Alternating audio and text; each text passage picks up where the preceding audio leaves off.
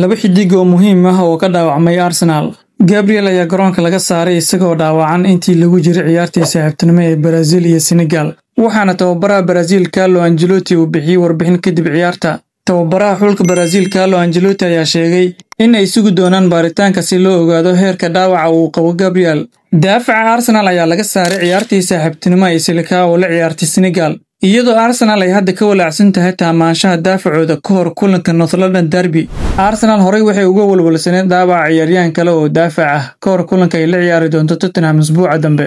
Ricardo Calafiori ayaa si degdeg ah uga soo laabtay xerada xulka Italy, waxaana uu wajahayaa tartan adag si uu u soo kabto ka hor kulanka Tottenham. Markii la weydiiyay xaaladda Gabriel, Ancelotti wuxuu u sheegay warbaahinta sidatan: "Ma dhaawac xun baa, ma garanayo. Wuxuu ka dareemay dhibaato muruqa. Shaqaalaha caafimaadka ayaa berito hubin doona," ayuu yiri Ancelotti.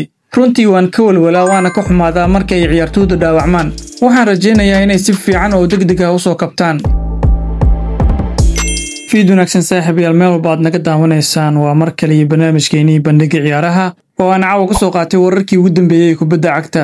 haddii aad ilaa dhamaadka muuqaalka nala soo gaartaa ilaa inaad muuqaalka like saarto sidoo kalena sii share gareyso. haddii aad nagu cusubtahay nagu soo biir oo ka mid noqo asxaabtan ugu xiran. mahadsanid.